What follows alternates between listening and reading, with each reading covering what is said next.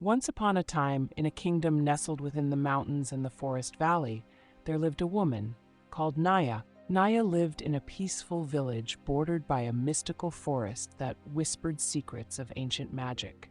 The villagers spoke of the forest with a mixture of reverence and fear, cautioning one another against wandering too deep. Naya, however, had always been drawn to its enchanting beauty and the promise of adventure.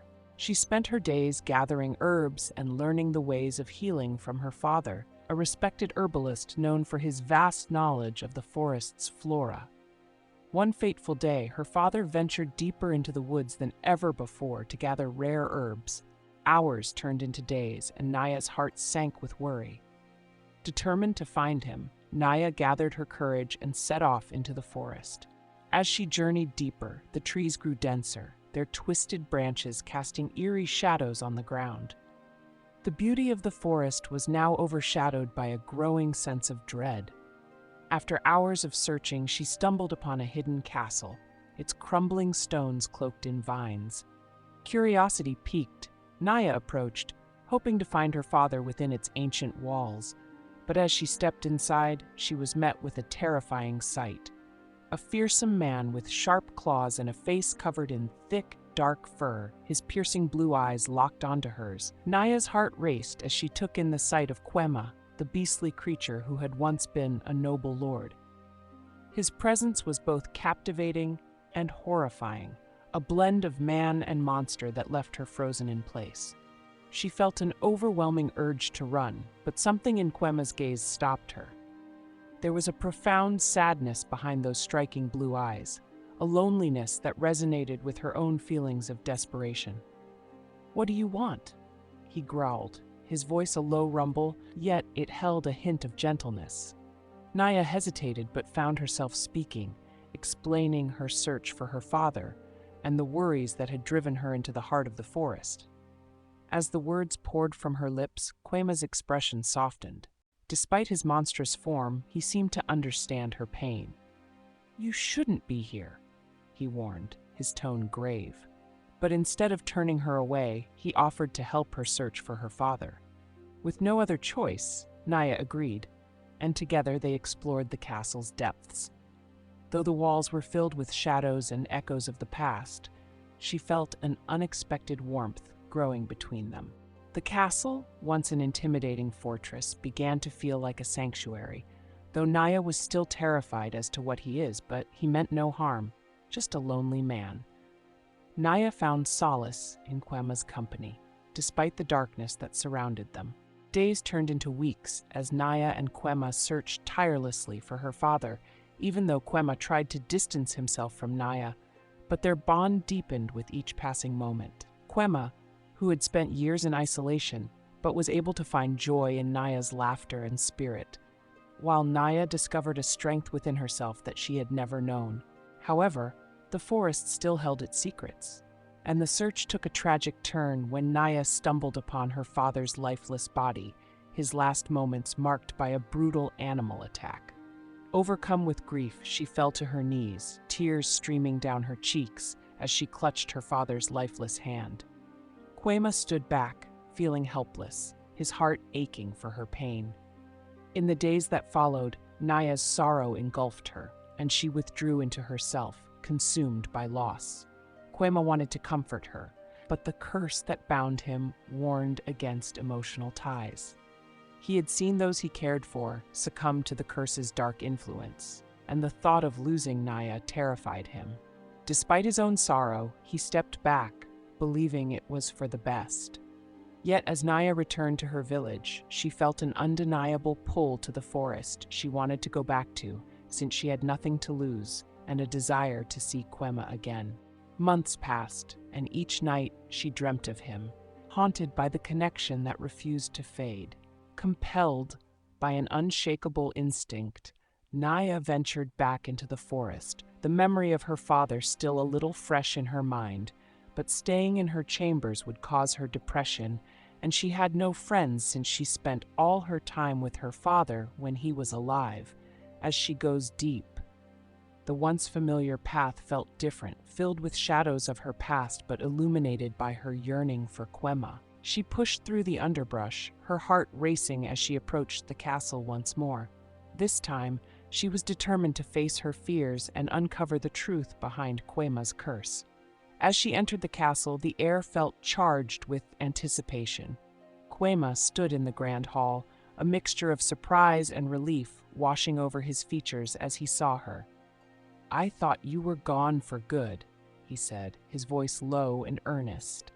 Naya could see the relief in his eyes, but there was also a flicker of fear. He had tried to keep his distance to protect her, yet she refused to let him hide from her. "I can't stay away," she replied, her voice steady despite the emotional turmoil within her. They began to talk, sharing stories of their lives, their dreams, and their fears. Naya learned of the curse that had bound Quema for years, and in return, she shared her own struggles with grief. As they spoke, a bond of understanding formed between them, and Naya began to see the man beneath the beast. As days turned into weeks, Naya and Quema spent every moment together, exploring the castle and the forest that surrounded it. Their connection deepened, and Naya felt a warmth spreading through her heart, illuminating the darkness left by her father's death. However, the peace was short-lived. One night, Naya awoke from a vivid dream, suddenly a flash of blue eyes, her heart racing and her body aching. She looked down to find scratches on her arms that mirrored Quema's blue markings that were on his body. Panic surged within her as she realized that the curse was affecting her too. She confided in Quema, her voice trembling with fear. "What does this mean?" she asked, the weight of the curse pressing down on her. Quema's expression turned grave. "The curse isn't just physical. Anyone who falls in love with me becomes a part of it. I can't let you suffer because of me," he said, anguish evident in his eyes. The witch that cursed Quema made him a pariah, sentenced to bear witness as the people he loved leaves him over and over again. Naya felt a shiver run down her spine, understanding the depth of the danger she faced. She promised to find a way to break the curse, but despite the fear, she felt an unbreakable bond with Quema. "I won't leave you," she declared, her voice steady. "You may be a beast, but you have a heart, and I won't turn my back on you." Quema's eyes softened, and for the first time he allowed himself to hope that love could conquer the darkness that had imprisoned him for so long. But the curse can never be broken. Only two options was certain.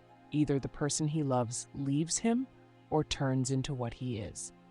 As the days passed, Naya began to experience the curse more intensely, waking up with new injuries and strange dreams that intertwined her fate with Quema's.